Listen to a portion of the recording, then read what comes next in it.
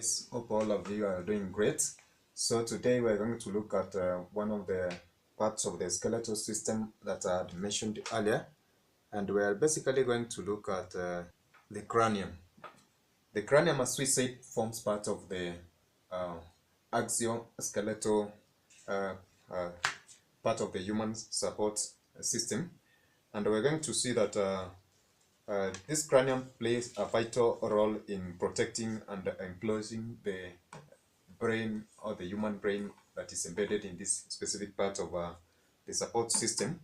And apart from that, we mentioned in our introductory video that it protects olfactory organs, uh, uh, the middle and the inner ear and the eyes, which are found, of course, in this. We're going to see the posterior and perhaps the frontal view of this particular skull so that we can be able to appreciate that.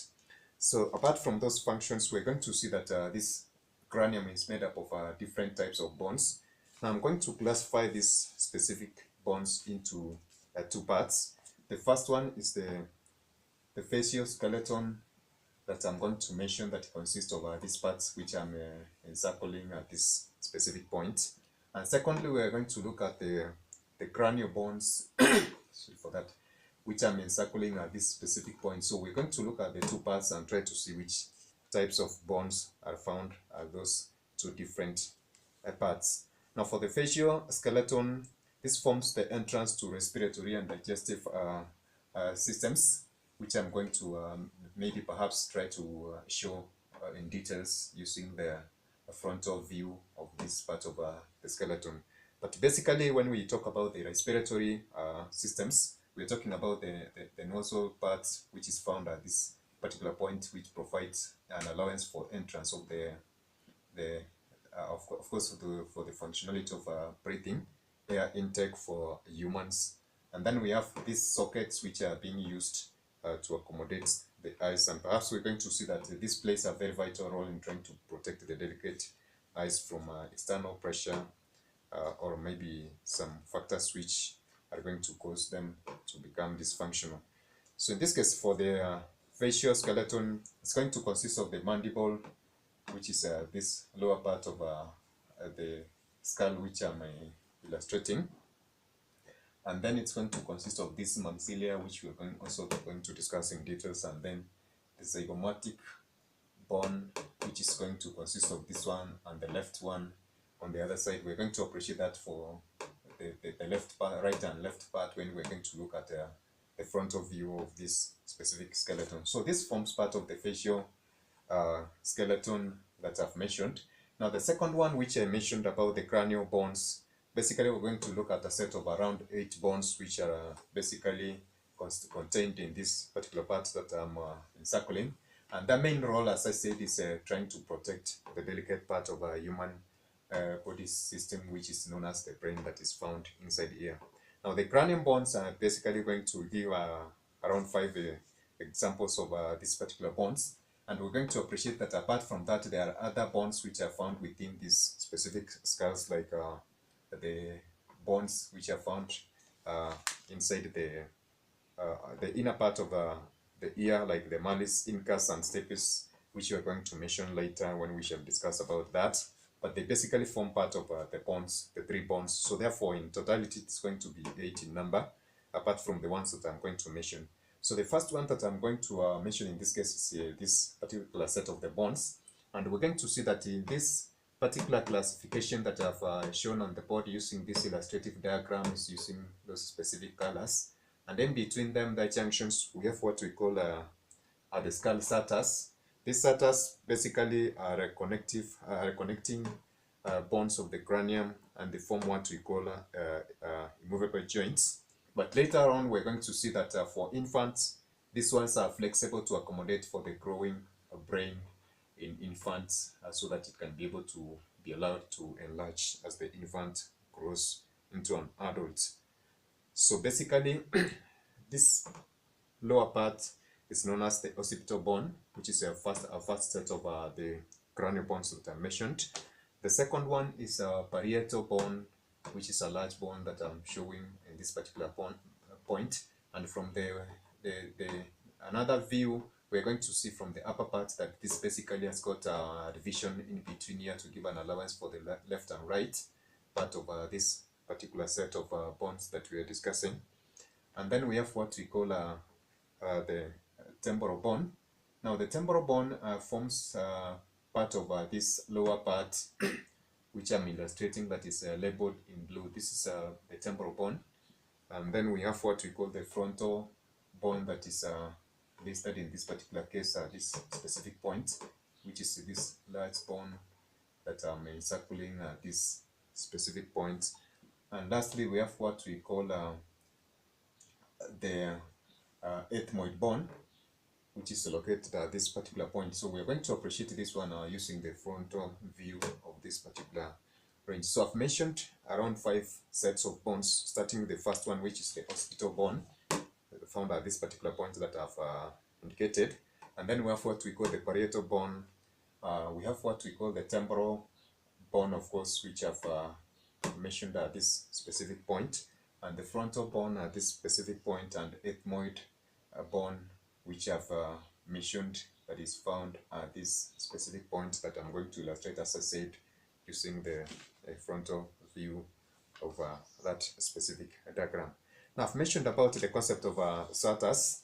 SATAs basically, as I said, are allowances which basically, or the joints which are immovable and they connect a bone to another of the skull or the cranium that is made up of different types of bones, as we said, joined together using those immovable joints. Now, a second illustration, I'm going to give different views of this human skull system so that we can be able to appreciate the different bones that we have mentioned, and perhaps try to see how they can be able to play this complementary role together with others in facilitating their ability to protect the brain, and how some of the vital organs like ears, eyes, and perhaps they provide entrances for the digestive system and the respiratory system that I've already mentioned. Now, in our next illustration, we're going to use different views of this skeletal, the cranium, to try and illustrate different parts that I've mentioned, basically which consist of these parts that I've mentioned, which are connective joints in this skull, which are referred to as SATAs. So we have 4 major craniosatars, which I'm going to list, of course, and try to illustrate using the diagrams that I've given for the frontal view, the superior view, and the lateral view for the 2 diagrams on my right. So basically, the first one, we have what we call the lambdoid sata, that is found between the occipital and the parietal bones. So in this case, if we try to look at what we call the occipital and the parietal bone, which is the upper part of this, we have what we call the lambdoid sata, which is an immovable joint that is located at this particular point. So therefore, the lambdoid sata joins is an immovable joint that joins the occipital bone and the parietal bone. That is the sata, the first major sata of the cranium that I've mentioned. The second one is the coronal sata that I'm illustrating, which is found, of course, at this specific point. And this is the joint between the frontal bone and what we call the parietal bone that is found at this specific point. And then a third, we have what we call the sagittal, the sagittal sata that is found between 2 parietal bones. So in this case, I'm going to use the next illustration that I've mentioned in this particular case. Now I'm going to use the superior view of this upper part of the skeletal system in order to show what I'm mentioning about the sagittal sata, which is found between the 2 parietal bones. Now, as I was mentioning, when we are trying to look at these specific bones, we're going to see that it consists, the skeletal system for the cranium consists of 2 sets of bones, this for right and left, in this case for some bones, just like the parietal bone that I've just illustrated in this case, that is being separated by the sagittal sata. Therefore, it consists of it's a junction, or rather it's a immovable joint that joins 2 parietal bones together. And for the last of the 4 set of major craniosatas that we're going to look at is what we call the squamous sata. and therefore this is going to form a part of the satas that is found between the temporal bone and the parietal bone. Let me try to use this upper section of this illustration and see whether it is feasible. Yeah. So if we try to look at this specific point, there's a sata that runs this way as I'm illustrating, that is separating between the parietal and the temporal bone, and this particular sata is referred to as the squamous sata. So those are the four major satas that we're going to look at the brain, apart from the others perhaps which we're going to discuss when we are looking into the details. But these are the four major ones that I have mentioned about. Now there are other bones, sorry for that, which I said which are perhaps going to be also discussed, like the malleus incus and stapes, which form part of the inner part of the ear, which basically are going also to be looked at, as I said, maybe when we are trying to discuss about the concept of hearing out of the ear. So for this case, I'm going to just try to have a summary of what we have discussed, just a quick summary of what we have discussed concerning the cranium, using the four illustrative diagrams that I've just given above. So in this case, I said that the human skull's main function is to protect the brain. And then secondly, we say that it protects olfactory organs such as the nose, as we said, the eyes, ears, and other parts of those systems, which of course allow for intake of air, hearing, and then sight, etc., found at this specific part of the human skeletal system, or rather parts of the entrance into those systems are found at this specific point. And thirdly, I said that this human skeletal system is made up of what we call some of the perforations, which we are going to give a name later, found on these surfaces, which allow for passage of blood vessels. And that one, of course, facilitates the connection between the brain and other parts of the body, insofar as nourishing and coordination is concerned. So that I said about, apart from the functions of this skull, I said that we can be able to categorize the skull into two major parts. That's the facial skeleton and of course the cranial bones. And we said that the facial skeleton is made up of the mandible, the maxilla, and then the zygomatic bone, which I'm giving at this specific points. Now this set of two, which is the zygomatic and then the maxilla, the zygomatic bone and then the maxilla, I've got right and left sets of bones, and therefore we're going to look appreciate that one at this particular front view of this particular case, as we can see being displayed in this particular illustration for the left part of what I'm mentioning on the board. So apart from that, I said that the cranial bones, apart from the facial skeleton, the cranial bones are also 5 in number. They are 8 in number, apart from the bones of the inner ears, which I mentioned, which are the malleus incus and stapes. There are 5 bones here, which we said, which are formed by the occipital bone that is separated by the lambdoid sata. And then we have the occipital bone that is separated from the parietal bone by the lambdoid sata. And then we have the parietal bone, of course, that is contained in this specific part. And we mentioned about the concept of the sagittal sata that are given using this superior view of this particular illustration, which of course is separating two parietal bones at this specific point. I also mentioned the concept of a temporal bone, which is of course found at this specific point that we said. So therefore we have for the parietal bones we have the right and left, and then therefore we have for the temporal bones we have the right and left as well. For the other side, of course, which we are going to see in this case being this one and the other one that are in blue color, if I can say right. I don't know whether the color is correct, but these are the temporal bones for the right and left respectively.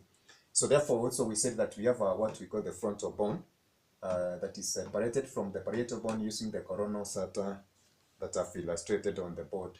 Therefore we can as well say that this part of the bone, which is I mentioned, which was the fifth one, which is 8-point bone, that is found at this specific point, and also give different parts of the movable joints that are mentioned, which basically forms four major SATAs that I've mentioned for the lambdoid, and then I've talked about the coronal SATA and the sagittal SATA that I've already illustrated, and the squamous SATA that is found between the temporal bone, of course, and the parietal bone that I showed above. Now we're going to see at other types of bones, which of course are known as hyoid bones, and they get laryngeal skeleton, which of course forms part of the larynx, which assists in the movement of the upper part of this specific part, of course, especially for the articulation of voice. We're going to see that one later, especially concerning the folds or the tensions which are going to happen in the vocal cords, in order to ensure that there's a production of sound. That also forms part of the bone system, but we're going to see that one later in a different video when we're trying to look at maybe the sort of collaboration between the breathing, digestive system, etc.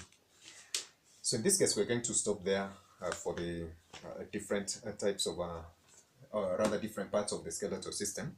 And in any case, if there's need, we're going to refer to this particular video in order for us to give a deeper illustration of any part of the skeletal system that we're going to mention later. So in our next video, we're going to look at the bones of the vertebral column, which are going to assist us understand how this skeletal system, of course, for the skull is going to articulate to other parts of the body to facilitate the concept of movement. So that is it for today, guys. Bye. God bless you.